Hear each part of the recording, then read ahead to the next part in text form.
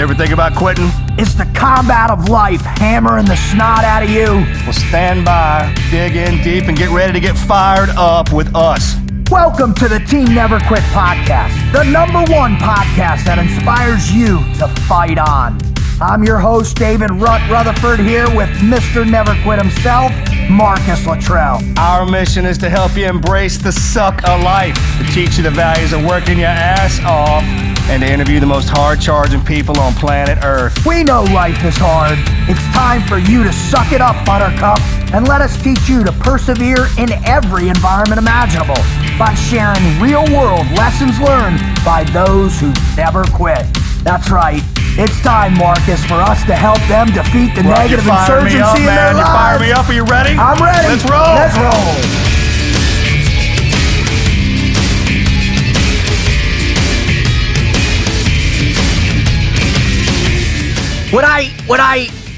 What gets me fired up, dude, what gets me fired up is when someone comes on that you're close with. Someone that comes on that has a real good relationship with you. Someone that comes on that knows you beyond just how the public knows you. And I think today's guest, people are going to see, man, this dude really is a genuine cat, isn't he? Oh, yeah, absolutely. No, I mean, that door swung the other way on me. You know, I got to peer behind the curtain and see what that was all about. So, I mean, that must have been pretty radical, man, you know? Sure. I mean, I asked him after we had connected and he was leaving for his next movie. I was like, hey, man, you gonna... I was like, I think it was like 4 or 5 movies in 1 year. Yeah. Like, hey, bro, you slowing down for might have been the holidays. Yeah. And he's like, you know, one day people are going to get sick of looking at me.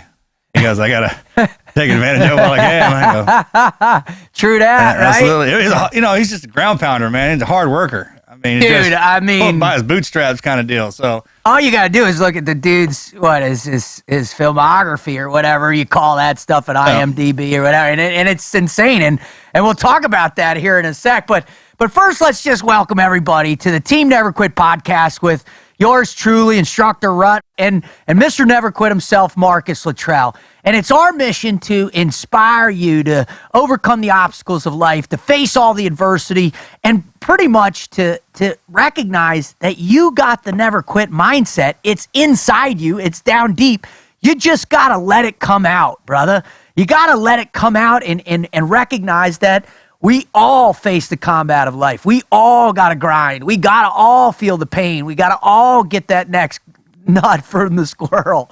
So that's what our show is about. If you want to know more about it, please visit our website at tnqpodcast.com. That's tnqpodcast.com. But we'd really love it if you went to iTunes and you subscribe to our show, so it's on demand, morning, noon, or night, whether you're driving to work or you're at work or you're PTing or you're going for a run or wherever you are and you need that little bit of lift, we're there for you. And then if you could, what would be great is if you left a review of the show on there and you said how much you loved it or hated it or how annoying my voice is or how much Marcus goes down the rabbit hole. Whatever you want to write, just go ahead and write it there for us. We'd appreciate it. it's not my fault. It is. It really is. It is my fault. I mean, I'm sitting over here every day telling I'm responsible for myself. Of course it's my fault. Enjoy it. Oh, by the way, one more thing before we get into this. I forgot to thank you right off the bat, the listeners, for making us one of the top podcasts on iTunes of 2016. Yeah, and that's amazing. Thank you all so much. We really, really appreciate it. We are doing this for you and your response by making us, just one of the most successful podcasts to come out this year in only half a year. Man, that's all you guys, and we appreciate it. So thank you. All right. Before we get into reviewing Mr. Wahlberg's filmography, Wizard sent us, as usual, he sent us, we're going to do That's Debatable. Gentlemen, welcome to That's Debatable. 30 seconds on the clock. Question number 1. With who would you rather go on a week-long road trip? Billy Mays or Richard Simmons? That's a tough one, brother. I'm going to have to go with Billy Mays because I believe that Billy Mays really isn't like that when he's not on the air. I do believe that Richard Simmons is like that around the clock. I've been doing PT in the car and stuff like, hey, talk about dude who's always fired up and a never quit attitude. That guy right there, man. I mean, and plus just everything he's seen and been through, I would imagine that he has, man, we probably need to get him on the show, dude. I bet he's got all he's been doing his whole life is motivating people. And it's kind of crazy because you look at the guys who motivate us and look at them when it was Schwarzenegger and yeah, everything. Even our GI Joes were yoked up, man, and propelled us in a certain direction, man. And he doesn't have that look, but he's propelled millions of people into hundreds of millions. They hit that guy from all ankles, man. And he's still fired up. So all right, that you won. You know what I mean? I'm gonna flip my what I want. I'm going with Richard Simonson. Well done. Question number 2. Bull rider versus rodeo clown. Who's got more guts? Go. Oh, clown.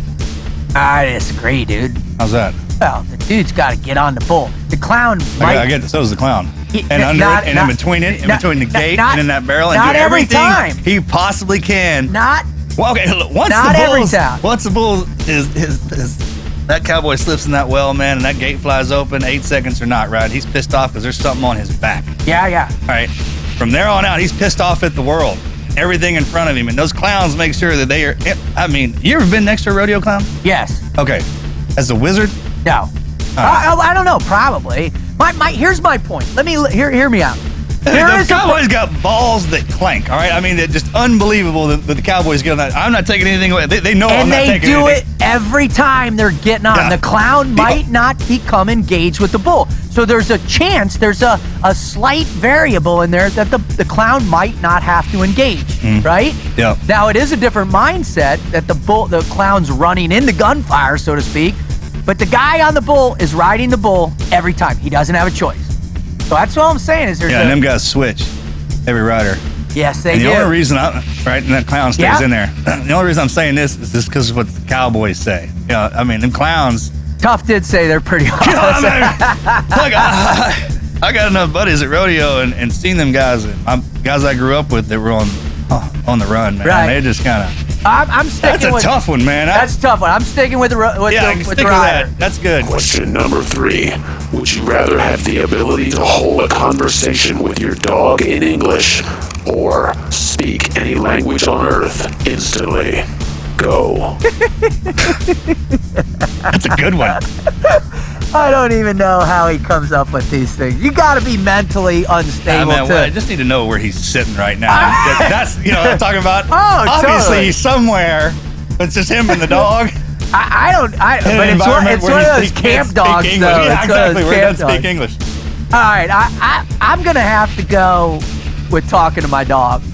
Man, because I love my dog Zulu. Every dog. Because here's the deal, man. Because if you can speak any language at any time to any human, your dog dies. He said conversation with your dog. Man, I got Mr. Rigby. I can't. I talk to him anyways, right? Christopher Walken voice. I mean, it's epic. I love when you say that. I just imagine Rigby looking up at you, Christopher Walken. You know when he's staring so at I had this shiny hunk of metal in my. Staring at my friend all wrong. It's the tone. Question number 4. Snake Plissken versus John McClane. Go. Snake Plissken. Snake Plissken. I'm McClane. Bruce is a badass, man. And so is John, right? It's a Christmas movie, too. I added it to the Christmas list. I know you did. I don't know if it's actually a Christmas movie. Hey, Kurt Russell, that's my top. That's my number one dude right there, man. So I know, but I'm saying it's not Kurt Russell. It's Snake Plissken, right? Okay, against John McClane. Now we have a lot more. All right, here it is. How many diehards are there? 5. Okay, John McClane. Yeah, that's what I thought. That's where you're going, right? Yeah, that's where I was going. only L.A. and New York. That's it. That's all we had with Snake Plissken. There were 5 diehards. Nakatomi Towers. We had Nakatomi, New York, an airport. During Christmas. Oh, dude, it was endless. Always during Christmas. And because it's a holiday. Question number 5. Which human evolutionary upgrade is better? To see in the dark versus breathe underwater? I'd rather breathe underwater. Frogman? Come on. There's a tap on the table, man. I hate being in that water for a long time. Yeah, but if you can breathe, it changes everything. You're right. Because then you don't have that fear of drowning. Yeah, exactly.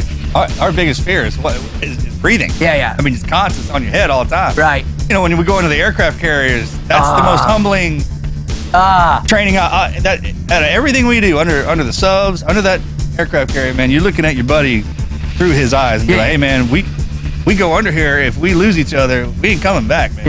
Yeah. No, I'm on the fence with that one. I mean, because night vision would be super cool, bro. You're talking about Riddick night vision. Yeah. That's what I'm saying. Like, shine. oh, dude, where you got like 3 Two of those are epic. settings. That's tough to drop on us, man, because that's both our environment. That's what I'm saying. I'd love to be able to see in the dark. Did you do more missions on land or in the sea? Well, you know, land, obviously. But I'm a frog man. I hear you. I know the tradition. Man, if that'd be Spider-Man aside, dude, being able to get underwater, like, because that's a whole different universe. That's Aquaman. That's a different world, right? Everyone looks for different planets and life on different, man. The ocean is just uncharted, and the adventures, because everything, all the sunken ships, and you can get into all that wackiness. You can explore that. You just did it. Try Kevin Costner, right? Yeah. Waterworld. Yeah. Great show. Question number 6. Which is the more sinister villain? Anton Chigurh, Javier Bardem in No Country for Old Men versus Whitey Bulger, Johnny Depp in Black Mass. That's easy for me. Yeah, same. Yeah, Javier Bardem. Yeah. That dude is so vicious, it's not even funny. That shotgun, It's your lucky quarter. you get that quarter. I mean, we quoted that movie forever in the teams. So good. That came out after I was out, but Brendo. I mean, just the gas stations. Temple, Texas is right up the road. It's right there, isn't it? Yeah, and the way the cow punch he used to to go through the doors. yeah, and Brother, that's what they kill cattle in their with. head, right? Yeah, and blow them in the head like. Oh, bro. That was a great movie, man. They scripted his part. Him and that other guy we had a debatable on. Here's a question though. I just want to throw this out there, just so we're fair. Whitey Bulger was real. That dude actually. Why'd you have to bring that up? Because it wouldn't be fair to him if I didn't offer the fact that that's a real person, and he killed a lot of people. So he's real. He is absolutely real. Javier was fiction. And you know what? I'm you got shifting. me on this one, man, because Whitey, man, he infiltrated into the FBI, into the State Department, or no, the state, he's got it right. Yeah, all of them. And ran South Boston with Iron Fist, right? That's pretty hardcore, and that's real. Yeah, especially in South Boston. I mean, everyone's hard down there, right? Final question. Would you rather be bound, gagged, and thrown in a closet for 30 minutes with 3 deadly water moccasins, or 1 curious chimpanzee with a grenade?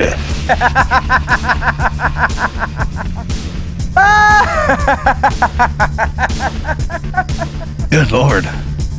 Who is able to come up with that nonsense in their brain? The wizard. Yeah. Dude, That sounds like a bunch of them hashed in and just be cherry picked the hard parts. Dude, I'm gonna have to go. I'm gonna have to go with the chimpanzee and the hand grenade. Yeah, me too. Mark doesn't like snakes. I hate them. Yeah. Even though water moccasins are small and their little mouths are small, you're in a closet. Wait. What'd you say? They got teeny little mouths, Water right? moccasins are not small. They got big old heads. And very aggressive. Jack Roger. Those are the ones you need to. I'm thinking of the little coral snake. Yeah, they're actually cottonmouth and the water moccasins, man. It's a mamba. Is it? Yeah, it's a type of mamba, and it's a water mamba is what they refer to them in other places. And I actually didn't know that until a couple of years ago when I went to Africa and was studying. Yeah. They got snakes down there that spit at you. Right when we came across, they're just upset to be upset. You want to hear a funny snake story? Not really. Right. Is there one? There is. It is. It's awesome. So I'm in Thailand, and so there I was. Yeah. No shit in Thailand. Can you tell this whole story? Yeah. Oh, okay. It's a good one. So we're out training the Thai SEALs out wherever we were training them, and they needed my senior chief and head sniper needed me to be a spotter for these guys, and we had this little area where we went out. And so I'm walking, and they're their little snipers are doing their stalks and all that, and they're moving me around, and finally I hit a point, and I'm looking around, I'm starting to see these big circular burn patches, and I mean it's like, what the hell? What's going on here? And then I saw this giant skin, right? Giant, 8-9 feet long skin, right?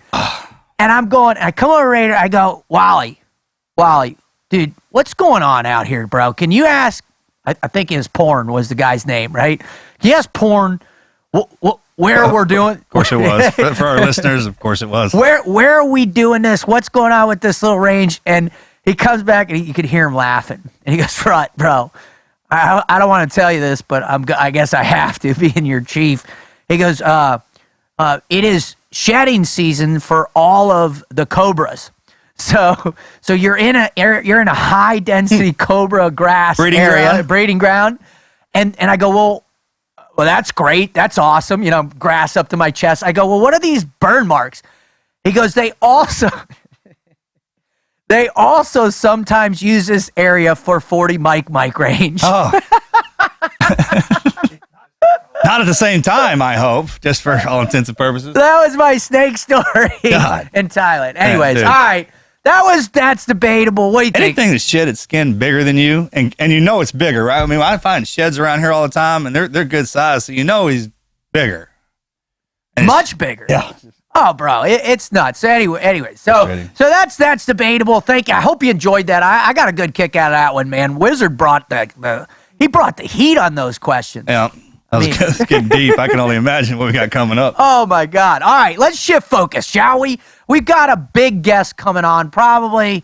I mean, I'm so proud to have Mark Wahlberg coming on. I mean, if you don't mind, Marcus, I think it would be kind of fun to just talk about Mark and talk about, what it was like meeting him, what that process was like for you.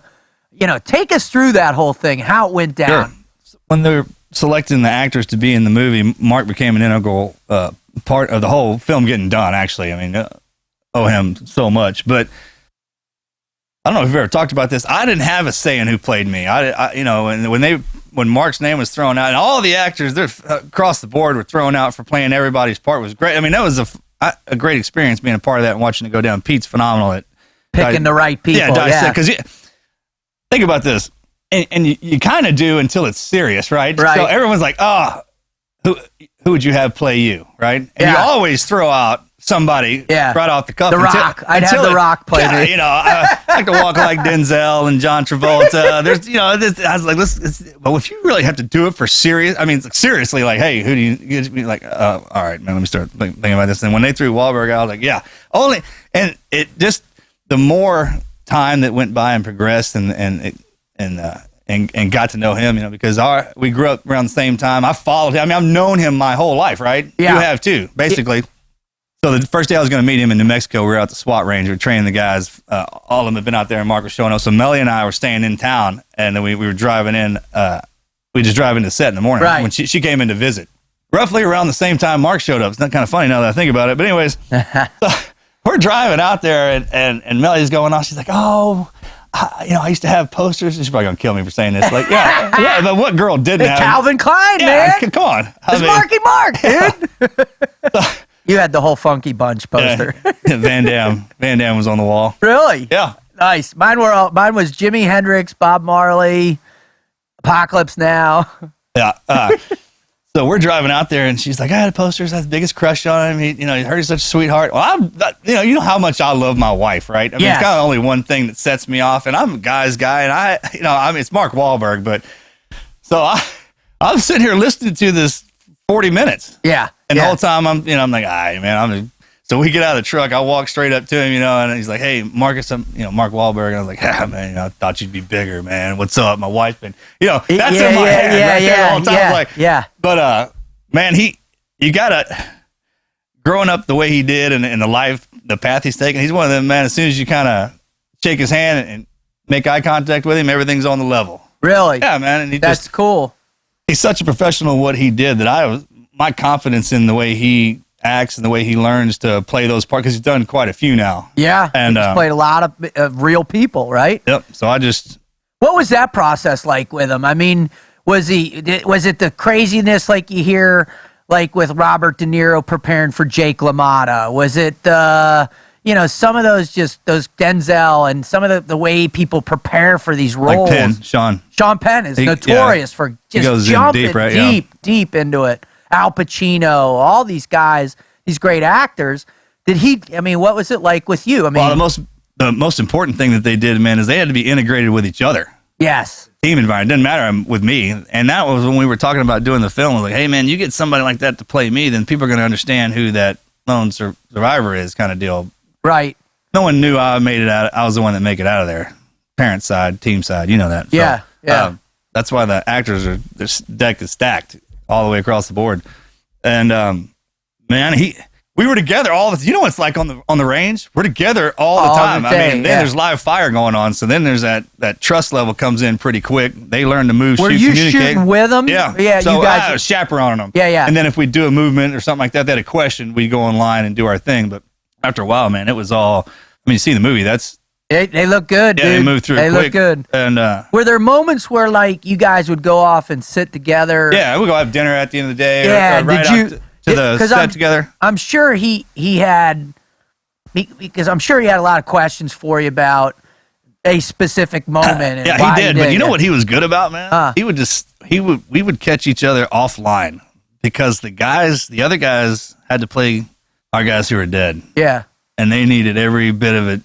focus, and Attention, Yeah. questions, asking anything because their guys weren't there. Yeah, You know, and all Mark had to do was watch me talk to them. That's Right. the same way I do it when we're alive. yeah. As we integrate, I mean, I was calling him Axe and Danny, and I mean, Wow. it got into we rolled on it hard. That's cool. Yeah, Mark and Ray and all them made sure of that.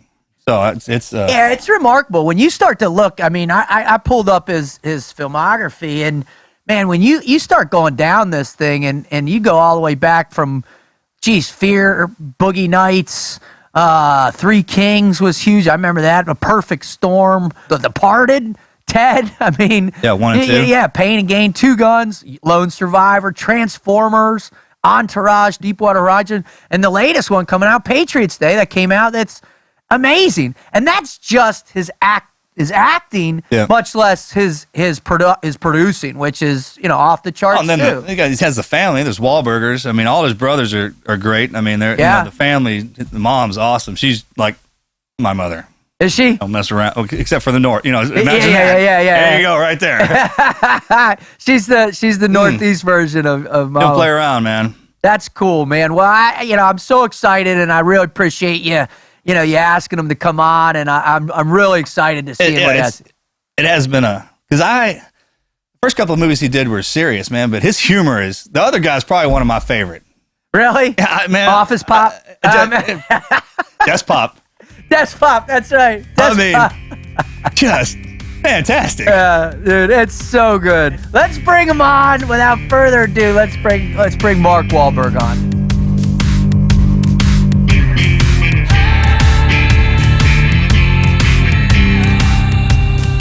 All right, Marcus, here we go. Mad Minute with your buddy. He's on with us, brother.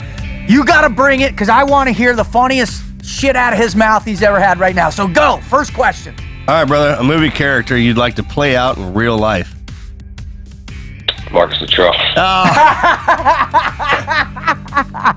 How'd I know that one was coming? Cool, because I That's said Wahlberg. Yeah, you did. Yeah, you did.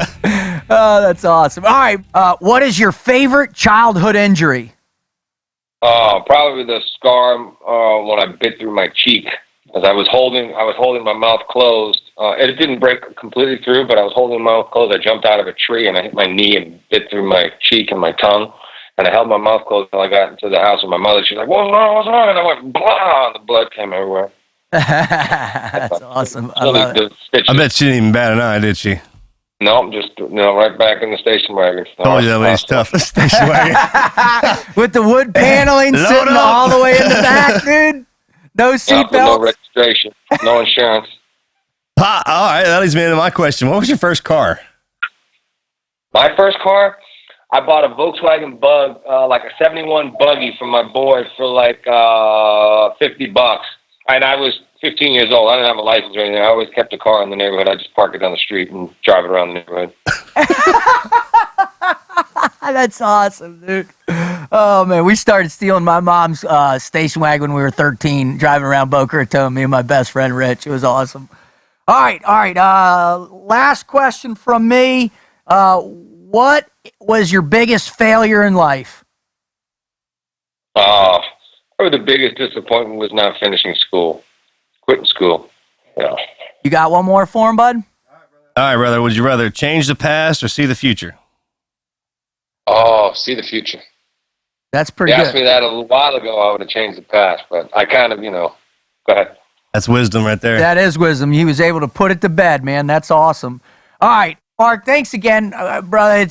We appreciate you coming on. It's really an honor and a privilege to have you on, especially because of the relationship that you got with Marcus and being a friend. So our listeners come here because they're searching for something that's going to help them, climb the obstacle, overcome the adversity. They need that one thing, that one piece of advice based on an epic story of that never quit mindset. So let's jump right into it. What is your greatest never quit story or stories in your life? Well, it's something that I continue to apply every day. It's just that never give up, never quit. Hard work pays off. Doing things the right way, earning it the right way, things that will help it last. I mean, I made a lot of mistakes when I was younger, and my faith really kind of helped me to turn my life around. And then as it becomes successful, you kind of start slipping a little bit. I was young, and when you're put into that position, you can't help but want to indulge in. But I always wanted to do the right thing. I'd made so many mistakes, and I had so much regret that I just decided, I was going to work really hard, and I was going to earn it. And any time that I failed, I felt good because I gave it my full effort. It's when you kind of half-ass something, and then all of a sudden it doesn't work out, then you feel like crap because you didn't give your best effort. But so I continue to try to really apply that every day of my life. I would say it's one thing. There are certain instances like when I would never give up on trying to get a project made that I really believed in, and kind of pushing those things uphill and overcoming adversity to the point where I got to make it. The Fighter was a very difficult movie to get made, but obviously the persistence paid off. Lone Survivor was something that Pete wanted to make for a long time, and then when he came to me, we were able to kind of figure it together. But the overall thing is getting up every day. First thing I do is get on my hands and knees, express my gratitude for all the blessings that are in my life, and then I go and I try to work harder than I did the day before. And that level of commitment to being the best person that I can be, the best father and husband. Those are the things that have allowed me to succeed and continue to grow in everything else that I do. One of the things that we talk about a lot is those early influences. And for us, the real forging process happened when we went into buds, right? And you were measured not by your own ability to succeed in a particular evolution, but your ability to succeed for the man next to you. And that was the driver. So I know you're from a big family. Did you have that kind of driving force, albeit it might have been a little negative, but it was really that expectation from your siblings or your crew or whoever that initiated that drive? My dad, I'm the youngest of 9, and then he had 4 kids from another marriage. He just worked hard, He drove a truck. He did two jobs at a time, did everything he could to put food on the table. And even when, when my parents divorced, I just always admired his work ethic, If I got out of line, he'd certainly straighten me out pretty quick. But he was just always, he'd get up and go to work and provide. And I always admired that a lot. He introduced me to a lot of the positive things in my life, like, my love of film. And then my parish priest, Father Flavin, he would come and hang out with us when we were on the corner getting into trouble and up to no good, and always just try to, slowly reel us back in and always be there. And he'd actually stay out, 2, 3 in the morning drinking beers with us just to talk to us and make us feel comfortable enough to be able to open up to him. And, when I got in trouble, none of my friends came to see me. Father Flavin was the first one to come and visit me. And, he's still, obviously, he's married. All my brothers and sisters that are married, he's married them. He baptized all my kids. He's been, a huge influence in my life since the day I met him as well. Wow. That's awesome. Yeah, Marcus, you talk a lot about that too with your dad and the influence that you saw. And although he was hard, he taught you that drive. Yeah. The deal, when we got linked up on Lone Survivor, man, I'm fired up about that because our backgrounds are similar in the way we were brought up, man. And what always kind of got me about you, brother, is that you're a huge role model in so many people's lives, in different avenues of people's lives. And I think one of the things I always wanted to ask you this, usually when somebody picks a career path and they're successful in it, they stick to it until the very end. And you've switched over from, well, everything. I mean, I had no idea. I mean, you do so much up in that world that you live in now that most people don't even know that. And the drive to switch, to reinvent yourself every time is just amazing to me, man. Can you talk about that a little bit? I just kind of find myself, being interested in something and trying to, figure out how it works. And then I kind of just dive in. Everything that I've ever done, I've been kind of self-taught, but I'm also not afraid to ask questions. I would never pretend like I know, the meaning of every single word that somebody's saying. And, you get to a room with a bunch of intellectuals and they start saying stuff, and I'm the first one to raise my hand and say, "Could you wait a second? What does that mean?" I understand there'd be no math involved in this. Great word, great word. Could you just elaborate on that one a little bit? Yeah, exactly. Because then all of a sudden you pretend to know what somebody's saying, then you end up looking like a fool. I've always felt like I had an education on the street that's invaluable to what I do and how I can apply it to my business. And although I regret, not getting the proper education, I can still always go and find out and seek this information. And I'm interested in finding out this information. So I got books and dictionaries and all this stuff. And like I said, I'm not afraid to ask questions. But, the big deal for me was going back to school. I got my diploma at 42. I don't want my kids saying, "Dad, Wow. you didn't go. We don't go." Right. So I went and actually went online and got a real diploma. And, I got to be on my kids, because, look, I worked so hard because we had nothing, and I always wanted what we didn't have. But I always wanted to also be able to provide my kids an upbringing that I didn't have, that I thought was important. But also, I want to give them those real life lessons as well, because I don't want them to feel a sense of entitlement. I want them to, know what hard work means and understand that. And hopefully I'll be able to accomplish that, because if I build all this business and everything and have all the success and fail as a father or as a husband, then it's all been a waste. Amen. Amen. Man, the cool stuff. Another thing is the loyalty to your crew, man. Because I have the same friends I've had my entire life. They're still running around here, and no matter, nothing's changed on that end. And that's the same way it is. Man, him and his crew are so tight. And what's that thing you always say? At the end where you thank and you're going like, "I thank you, Lord, for all the gifts you give me," and then the friends. Yeah, for my friends for helping me find them. And that's an important part. As you have, as you reinvent yourself constantly, Mark, do you have to find a new group of friends to help you as you're learning from scratch, or do they transfer? Oh yeah, I'm with my guys. My guys are with me all the way. And, I never really feel like I've reinvented myself. Obviously, I've gone from music to movies, and then from acting to producing. And then I have a lot of other business interests. But I always feel like it's just part of growing and maturing and finding other interests. And it's not like I'll say, "Okay, well, I'll throw this out there. If that works, great. If not, on to the next." It has to be things that I believe in, that I'm passionate about, and that kind of fit who I am. I'm not going out there just trying to make money. If I want to build a business, I want to build a business that can improve other people's way of lives as well. But all the same guys. And then if I meet other people that are doing things that I'm interested in, but the core group of guys are my guys forever. If they get locked up, we'll wait till they get out, and then they come right back with us again. Amen to that. Amen to that.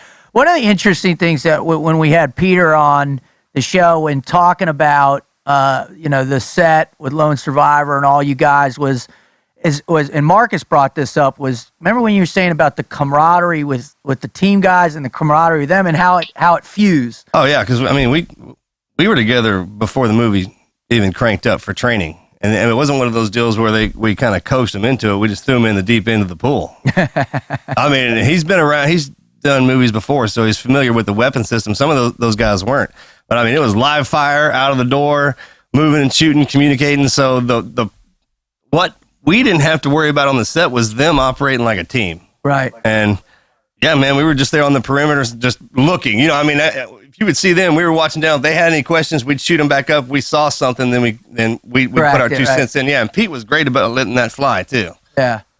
Mark, do you find that like on Patriots Day, was there a similar camaraderie between those guys and Deepwater Horizon, or was that camaraderie? Was it in the same realm as it was when you were on Lone Survivor?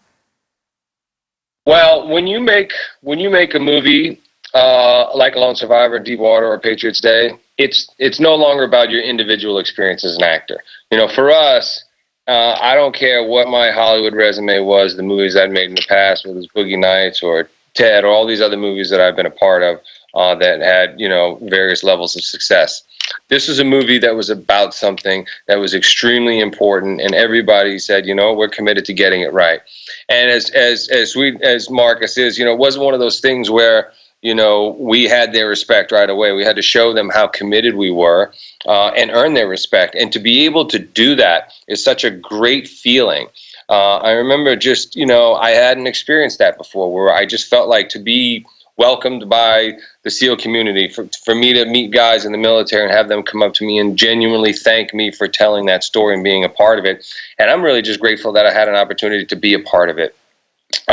So anytime you're making a movie like that, it no longer becomes about your own individual experience. It becomes about something bigger and honoring the story and honoring the people, in which the story that you're telling. So it's very rare that you get to experience that as an actor. And if you're lucky to once in your career, it's a very special thing that you'll cherish for a long time. I'm looking at this picture right now with me and Marcus, and my son came to the photo shoot. And, it's such a special thing to be a part of that. Well, I tell you what, you talk about it with reverence all the time, man. Oh, it was unbelievable. I'm going on record right now by saying, NSW backed this up. I mean, to make sure that it was done right. And everybody who was brought in was for a reason to get it done right. And Hollywood was great. I mean, just that whole atmosphere wasn't. And I know that all those actors who were in that movie keep in touch with each individual family member. And Mark, same with me. I mean, keeps in touch, checks on me. So it was something that it definitely brought those two worlds together. And every day was you would hear somebody saying, man, it's just an honor to be here. I'm just thankful to be a part of this. So, and that I'm sure that resonates through the entire cast and crew and everybody from ground up all the way through. And Absolutely. if you're, even you saw the guys carrying stoves up, to the top of the mountain to be able to lunch for the guys. And, it was great because all the guys, who were playing, Afghan and Taliban guys were out there, playing football, hanging around, all trying to find a rock or just, sitting next to each other. There wasn't anywhere else to go and run off to a trail or any of that stuff. You were on the top of the mountain. Yeah, we'd gondola everything up and then or walk it up, everybody. So I had Rigby and then something from sound and everybody up at the top of that mountain. And we're there all day. Ain't coming down until the sun was going down. That was good times, you better try to go to the bathroom before you go up. But to see Marcus over there lugging stuff, and then it was my fourth movie in a row, and I was pretty tired. But obviously the fourth one was the most important one. And once I saw how those guys were doing it, I said, man, I got to step up. And we all, me, Ben, Taylor, and Emil felt the same way. It was like, these guys expect the best, and we got to raise our level of play here. Now, taking that experience and just coming off of Patriots Day too, I mean, that's a heavy story. I worked with the Red Sox this year, did some motivational stuff with them, and worked with the team, and man, just getting to know and talking to John Farrell and and Torrey and all those guys about 2013. I mean, that's an emotional thing for not just, the people at the race, but the whole city. And that's where you're from. Did you need to, when you showed up on that set, were the emotions still raw? Were they still deep? And did you guys have to lift people up and, or was it just natural there? No. I mean, it's obviously, it's a very, very, very, fresh, wounds, this horrific act, and they'll never fully be okay. Because you see how Marcus is, or when we met Axe's family and Murph's family. you have these very brave men who sign up, and I never met a Navy SEAL who didn't enjoy a gunfight, so they kind of knew what they were getting into. And even with Deepwater Horizon, it's a very dangerous job, and people know, the hazards of the job, and it's a dangerous occupation.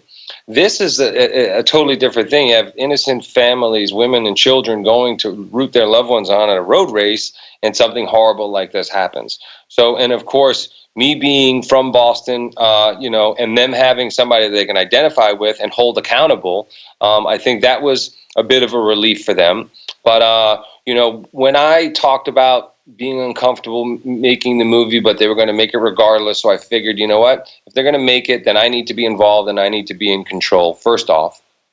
Second off, we needed to explain to them how committed we were to getting it right and honoring them and what our intentions were. And then the third thing is I'm so proud to be from Boston, and I'm so proud of how the people from Boston came together. And I think to have an opportunity to show that despite these horrible, tragic things happening, that people will come together and love will always win and conquer evil. Amen. That's an important message to get out there. We can't go living in fear. And it was amazing, what the first responders, the law enforcement officials, everybody, how doctors, nurses, volunteers, people came together. They ran towards the problem. And it's a small city. Everybody knows somebody who was directly affected by it. And I felt, that it was my job to make sure that we did it and got it right. And if I didn't do it, somebody else would have done it, and maybe they wouldn't have been as respectful, sensitive as they needed to be to everybody who was involved and affected by it. Absolutely. From the time you and I what's that? Sorry, but people always say, "Oh my God, what was the most difficult thing?" I said, "Well, it was really difficult for me, but that is nothing compared to what those actual people went through and that's going through now." Yeah, and Pete keeps talking about how when we first did the big screening of Lone Survivor, and everybody thought that I was going crazy and drunk and started talking about it. But I just felt like I just heard somebody compare being in Hollywood to being in Afghanistan, and then just watching that movie next to you and knowing what you guys go through, how you sacrifice in real life, and having been to Afghanistan as a civilian just on a USO trip. How could anybody compare that? It's just not. It makes no sense. So yeah, my job is difficult in my eyes and in my world, but in the real world and in reality, it's ridiculous to compare. So, will the people and the victims ever love this movie? Absolutely not. I think you have to understand, that we're reenacting the worst day of their lives, and those things will never fully heal. But to show how brave and honorable, and show that the message of love will always conquer the message of hate, then that's an important message that needs to be out there. And that was the real reason for wanting to make this movie. Well, I love how you keep using that, the message of love, that it conquers hate. There's no greater, in my mind, and that's a result of my faith as well, too. There's no greater component of the never quit mindset than being able to conjure up that love, to give you strength, to put the armor back on and get back in the fight. Did you feel the love in those people's hearts, like you felt the love from the team guys that you were helping? And is that what drives you towards these type of movies? Yeah, absolutely. Absolutely. Like I said, it's very rare that you get to make a movie that's about so much more than your own individual experience, and seeing people's reaction. I'm looking forward next week to actually showing the rest of the city the movie. We're going to premiere the movie on the 14th in Boston. But, look, we want to, and we also make a point every chance we get to remind people how important it is to honor people who sign up to protect our community, to protect our country. That gets overlooked sometimes, and I certainly have a huge appreciation and want to express my gratitude every chance I get. So thank you guys again for everything that you sacrifice for our great country. Oh man, yeah. Thanks, brother. We always look at it like this. We look at it like this, Mark. You guys paid for us something like $5 million for us to jump out of airplanes, blow shit up, and shoot guns at people. So that's a pretty good deal, man. Yeah. And everybody, you guys are a unique breed, man, special individuals. Well, what we say is that everyone's unique. Everybody follows their own path, and service to this country isn't just service. I mean, in the uniform, like everybody looks at it, it's the ultimate side of it. I don't know if people know this, but right after Lone Survivor, man, he left and went and did another movie. After that, he went and did another movie, from Deep Water. This one he's doing now, that says a lot about, like I said, the kind of never quit. Right, that mentality and carrying that pressure, not only of doing a great movie, but making sure it's done right, because it's an American tragedy. I mean, everyone's looking at it, and that's a great way to serve, because you educate us on so much, and from what you did in Lone Survivor to what you're doing on with Patriots. So, yeah, man, just thank you for what you bring us out of our reality and put us in a different one. And a lot of times it's reality is about this country. So good on you, man. I appreciate that, bud. I mean, like I when I start my day and I get on my hands and my knees, after giving thanks, I always say, I know that God put me in this position for a reason, and it's not to forget about where I come from. And hopefully I can live up to his expectations and make him proud. And as I humble myself and glorify him, I'll know how to do the things that he expects of me, because I've been put in this position for a reason. Whether that's helping inner city kids and at-risk youth, or being able to tell these stories, or just being an example of being able to overcome adversity and never giving up, and knowing that if you set your sights on something, that you can accomplish it. But you can accomplish it by going out there and really doing the work. Earning it. That's what I just try to stress to my kids. I don't care if you get all A's. I just want you to do your best. We'll figure out what you then want to really do and what you're passionate about, and we'll go and we'll pursue that. I just, so it's, be polite, be respectful.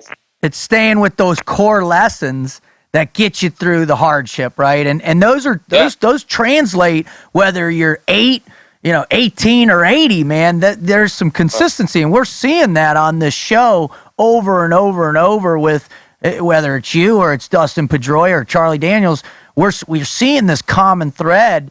So it like with you, I mean, you talk about love and your faith. You talk about the support of your crew. His baseline is his faith. It starts right there. And his morning, his work ethic. And so, my kids are always like, Dad, you don't got to go to church every day. You don't got to pray every day. Come on, Dad, let's go hang out. I said, listen, this is what I need, and then after that, we can do whatever we want to do. And it's one thing to say it and tell them that they should do it. I don't want to do that. I want them to see that Dad has to do it, and then be an example. And they say, well, maybe this whole faith and prayer thing works for Dad. Maybe I should, check it out a little bit more, try it out. Even though they all go to a faith-based school, I still, I just want to be, you got to be an example. And, there's one thing to talk about. It's another thing to just do it on a daily basis. That's a great way to say that. Everyone usually hear lead by example, live by it. Live by example. And to live with faith in your heart, bro, there's no better way to guide people through that. So last question for you, Mark. I know you got to run, bud. And is, our listeners are the people that are sitting there. They're in that fight. They're struggling. Maybe they haven't found their purpose, their passion. They don't have that crew. They don't have their faith. They don't have the family to support them. What do you suggest to them to just light that small fire in their gut? What advice can you give them to say, hey, it's out there. How do they start? So what would you say to those people?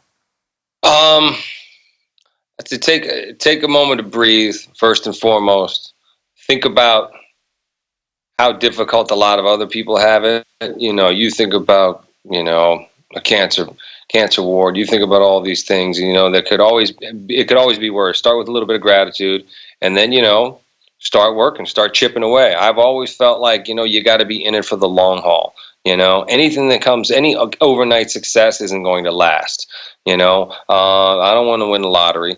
Mm-hmm. I want to build day in and day out, because I want to be prepared. I want to appreciate it as it comes. And then I want to continue to work hard, to continue to grow. So I think, having a little bit of gratitude, no matter how difficult it is, and then just never giving up.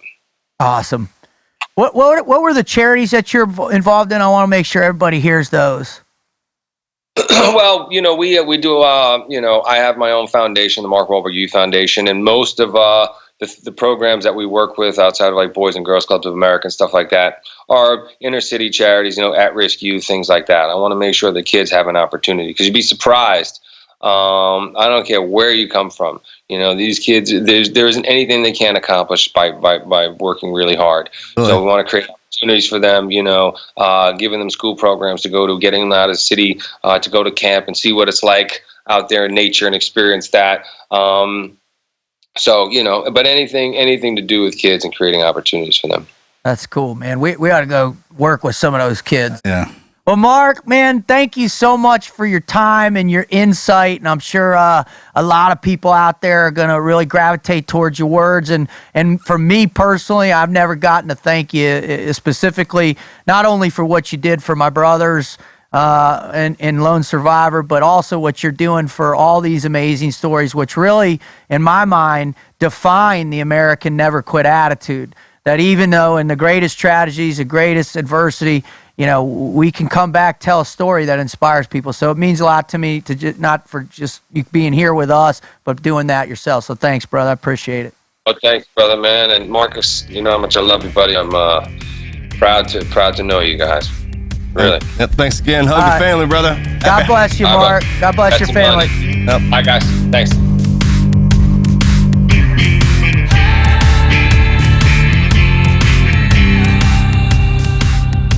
That dude is down to earth, isn't he? Yeah. I mean, and works his ass off. I mean, what a great perspective he has.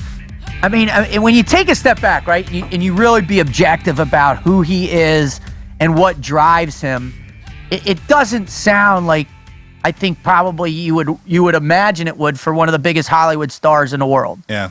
I didn't feel that as if he was talking. I never once caught myself going, yeah, but you're Mark Wahlberg and you got everything you need. Sure. You like know? if you were talking to a diva. Totally. And you're right. I mean, some of them go and play that to the bone. It's part of the whole persona, right? That level-headed, just to be able to talk to somebody like us about that. Yeah, and share it in a way that's like clear. That, right? Yeah, Because it could have very easily just been like, hey, it's all about me, and I didn't have anything. He's not like that at all. absolutely, and that's what I dig about him, man. And It's hard to get. well, If people get lost up in the tabloids and what's what and get the wires crossed, man. I hope people heard today, man. He's level-headed, great dude, man. Well, I love the fact that recent article came out in Task and Purpose or whatever, where he just said, hey, listen, we're Hollywood stars. Don't take our political opinions so significantly. I mean, we ought to just do what we do and have our opinions, but not try and ram in anybody's.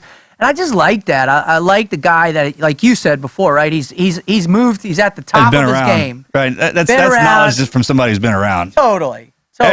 And I get that too. I mean, you kind of want that when you chase that dream, when you chase that star, you want everything that comes with it. Yep. And then as it starts to pile on, and I don't even remember who it was that said human beings aren't designed to be famous. They're not built that way. So Interesting. In that world, man, it's to get all the way through it, you got to be able to roll with the punches, man. I can't even imagine it, because that is that is one of the most cutthroat industries in the world. My brother's been out there for 30 years trying to figure it out, and it's the highs and the lows. 1 minute you're hot, the next minute you're not. You're too old, you're too young. Anyway, so I just really appreciated his insight. I think the listeners can really take something positive away from the fact that, I love when those guys say, you know what? I work harder now than I ever did when I first started. And it's order to keep that process going. So I love that about him. So Mark, thanks for coming on. All right, we're gonna, I hope this show has been meaningful to you, to recognize that no matter how high you get up, no matter how far ahead you get in your profession, or how there's always an opportunity for you to work harder. And that's what he was saying. You can't quit when the going gets tough, and when you have some success, that's when you push harder, and it secures your legacy, right, Marcus? Absolutely. It's not us up here beating that dead horse and reiterating that. I mean, what this kind of turned into, man, is us, these people coming on and telling about every single, detail of some of the most difficult things that they've ever been through, and shine now, and to listen to them say that and watching them do it too. When you get a chance to see that, and you can hear it, man, you could see sometimes the verbiage doesn't come out, but the body language is there. Like, that what he's talking about is just. And those pauses, and you hear him search it, and that you can see him searching it and reliving that pain. but not in a negative way, as a positive No, because you way. see the smile come out, Right. because you're looking around, you're like, it was worth it. And that's what it is, Absolutely. man. When you're taking that breath and you're thinking, I don't know if it's worth it. It is. It is worth it. They want you to think Absolutely. it's not. I mean, that's the easy way to do it. Yep. Find that reason to make it happen. For sure. Absolutely. All right. Well, we're going to read. A listener was, blessed us with writing in with this really amazing story that we're going to share right now. So, Marcus, here we go. This is from Seth Van Horn. Let's start out with a thank you for everything you guys did for our country and are doing now. Over 4 years ago, I was working as a police officer and began to have some terrible pains in my stomach area. I decided to go to the doctor, and they told me that I needed to take my gallbladder out. After going in for surgery and everything going smoothly, they decided to send me home to recover. After being home for 24 hours, I began to feel sick again. I called and told my fiancée to get home because I needed to go back to the hospital. Something is wrong. The hospital admitted me to run tests. That next morning, doctors decided to place me into a coma to help my body heal and to help me get past the pneumonia in both my lungs, top and bottom lobes. As they are ready to induce the coma, I told my fiancée that I loved her and that I would see her and the kids in a few days. During the 10 days in a coma, I had a struggle to live. My body went into septic shock, and they had me on 17 different antibiotics. Eventually, they told my family I was too sick to fly to Omaha Medical Center for more advanced treatment because I was too frail to survive the 45-minute flight. It came down to the final day of my coma, and they told my father and fiancé that I was on the last medicine they could use before they had to decide what to do with me, saying he has an 85% chance of not making it. The next day, a family friend, who was also a nurse, came in and turned on the radio to the local country station and then left the room. When she came back, my vitals had come up, making a 90-degree turn for the better. After coming back from the coma, I still had a long way to go with my recovery. I had to learn to walk again and due to nerve damage, and I lost over 70 pounds. I could not shave, I could not use the bathroom, or even feed myself. As I was in therapy learning to walk again, I had a significant never quit moment. I had taken 3 steps that day and was ready to sit down and cry. But my buddy came into the therapy room in his police uniform and said, "Lunchbox," my nickname, "get your ass up and let's walk." I ended up, by the end of the week, walking down the hall and around the corner. I went through a lot of therapy, water exercise, and overcoming death by looking it in the eye and saying, "Not today, bitch. I never quit." This is a condensed version of my story. But I went back to work the streets again within 3 or 4 months after my 42-day stay in the hospital. Now, 4 or 5 years later, I listen to your podcast every Wednesday, and I've listened to the Dave Grossman episode 6 times now. Thank you guys for all you do. You really make life at times simple for us out here working on the street by bringing something positive into this world. Thanks again. Wow. Seth, thanks for writing that in, brother. Yeah. This is the story. These are the stories which enable Marcus and I to do the show. These are the stories that affect us. These are the stories that we read, that we hear. These are the stories we want to bring you, that the listener. Everybody's in something. Everybody's going through something, right? And we all have great stories in us. We just have to let them out. That's tough, man, going in for the sleep. Oh, imagine that. Hey, we're going to put you in a coma. What? I always thought, when I'm awake, I heal a little bit better. In case you want to run something past me. You would think, but man, Yeah, gallbladder, and next thing you know, you in a coma, almost dies. I mean, now he's that's back on the line wearing the badge. back out on the line. I mean, that says a lot about this man, and it says a lot. That's what he is, what he made of. Totally. And I believe that each one of you out there has something inside of you. There's a fire in your gut waiting to get fuel. So we're here. Our mission at the Team Never Quit podcast is to be that fuel, that spark, so you too can go out and ignite those great stories, become a legend in your own world, and make the difference between never quitting and finding purpose. All right? That's what we want you to do. So I want to thank God. I want to thank Christ for teaching me to never quit as he never did on me. I want to thank my girls. I want to thank my family, my friends. I want to thank Marcus, Mel. I want to thank the Wizard. I want to thank all of you people out there that made us one of the best shows out there. And I want to just thank, the next person who's going to take the time to write in a story and share with us. Good show. Hell of a show. And Mark, thanks for coming on and thanks, opening Mark. up like that. That was something. Just Huge. having experienced his life just a little bit, that's a big deal. Cut that out. Especially when he dropped on the last minute. I know. Holidays and everything. But thanks to all y'all, like Rut said, man, for coming back and listening to us and making us one of the top in our class. That really means something. It sure does. I can't thank you enough. So God bless y'all. I'm out. I'm out.